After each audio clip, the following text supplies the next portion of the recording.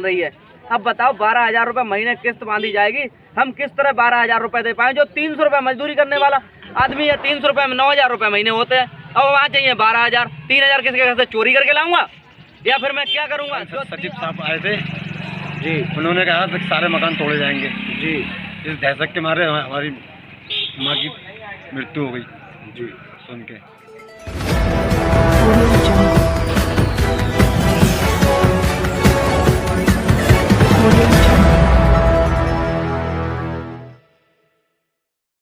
बरेली विकास प्राधिकरण की तानाशाही के सामने जनप्रतिनिधि व जिला प्रशासन बोलने क्यों? नमस्कार, आप देख रहे हैं सच का प्रतीक यूट्यूब चैनल खबर बुलंद भारत।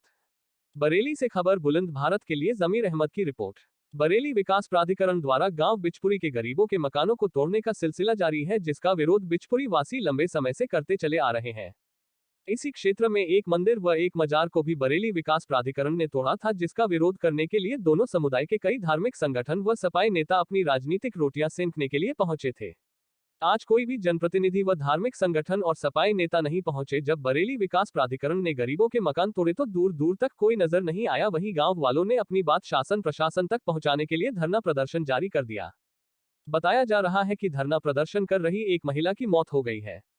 गांव वालों का आरोप है कि बरेली विकास प्राधिकरण के सचिव ने कल आकर लोगों को धमकाया, जिसके कारण एक महिला की मौत हो गई। यहां पर कई सवाल उठ रहे हैं। क्या गांव वालों ने अवैध कब्जा करके मकान बनाए हैं?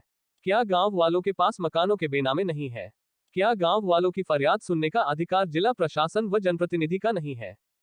क्या बरेली विकास प्राधिकरण द्वारा इसी तरह से शहर भर में अवैध बने निजी अस्पताल व शादी हाल आदि पर कार्यवाही की जाएगी? क्या अब जनप्रतिनिधि व जिला प्रशासन गांव वालों की फरियाद सुन पाएगा? क्या बरेली विकास प्राधिकरण की तानाशाही के सामने जिला प्रशासन व जनप्रतिनिधि बोलने हैं? आखिर कौन सुनेगा गांव वालों की फरियाद? और धरना प्रदर्शन कर रही महिला की मौत पर नियमानुसार कोई कार्यवाही हो पाएगी या यूं ही आंसू बहाने के लिए ही गांव वालों को छोड़ दिया जाएगा? आज गांव वालों ने अपनी बेबसी सुनाते हुए कहा। क्या नाम है आपका? हरिशंकर। जी, ये जो मृतक महिला है, इनके कौन है आप? इनकी पुत्र। पूरा मामला क्या है? मामला ये है, धरने पे धरना प्रदर्शन में बैठी थी मम्मा हमारी जी, और कल सचिव साहब आए थे जी, उन्होंने कहा कि सारे मकान तोड़े जाएंगे जी, इस दहशत के मारे हमारी माँ की मृत्यु हो गई जी। सुन के। क्या नाम है आपका? हमारा नाम श्यामाचंद्र प्रजापति है। क्या पूरा मामला है यहाँ?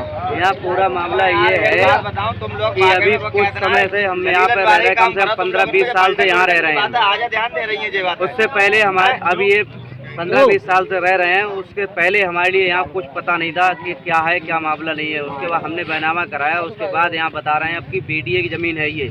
अब बीडीए वाले हमारे लिए दुष्टीकरण पे तुले हुए हैं। बीडीए वाले कहते हैं कि यहाँ पर ये मकान नहीं है, ये सब ज़मीन खाली पड़ी हुई है, अवैध है। मगर ये हमारे देखिए, आप इधर कैमरा घुमाइए इधर के लिए कि देखिए कि यहाँ मकान है या नहीं है, ये खाली ज़मीन है। अब ये कम से कम हमारे लिए 2 साल से चिंता विषय ये है कि हमसे कह रहे हैं मकान खाली करो, मकान तोड़े जाएंगे। अब हमारे लिए कम 650 मकान यहाँ पे, हम बताओ बेघर हो जाएंगे, गरीब आदमी हम कहाँ जाएंगे, क्या करेंगे? और अभी कुछ दिन पहले, 3 दिन पहले, अभी 3 तारीख के लिए यहाँ पर 10-12 मकान तोड़ भी दिए गए। 10-12 मकान तोड़ दिए गए। उसके बाद कल सचिव साहब आए थे, उन्होंने यहाँ पर आके और धमकी दी है कि मकान खाली कर दीजिए सारे, नहीं तो हम तुम्हारे सारे मकानों को तोड़ डालेंगे, सामान ये सब छोड़ देंगे।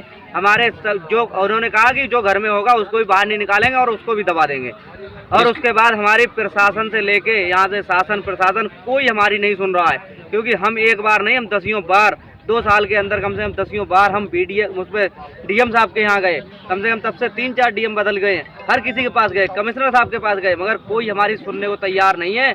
आज हुआ क्या है कि कल हम कम से कम तो 3 तारीख से ही धरना पे बैठे हैं और कल सचिव साहब कह के गए, धमकी दे के गए। उसके बाद हमारी एक महिला बुजुर्ग मतलब वो ख़त्म हो गई शाम, उनके लिए दहशत बैठ गई और दहशत बैठते ही वो ख़त्म हो गई। उसके बाद हमारे एक बाबा, वो भी बेचारे, कल उनके लिए भी हमने मरते मरते बचाया है और हमारी कोई सुनवाई नहीं हो रही। हम तो ये मांग करते हैं कि हमारी सुनवाई करी जाए शासन प्रशासन से ऊपर तक, ये से लेके योगी मोदी तक और राष्ट्रपति तक हमारी बात पहुंचाई जाए, जिससे कि हमारा समाधान करा जाए। हमारे छोटे छोटे बच्चे बेघर हो जाएंगे, हम कहाँ जाएंगे? हम बताओ, हमने थोड़ा थोड़ा करके तो बनाया, अब हमारे बच्चों की लिखाई पढ़ाई सब कुछ है, ब्याह शादी भी है।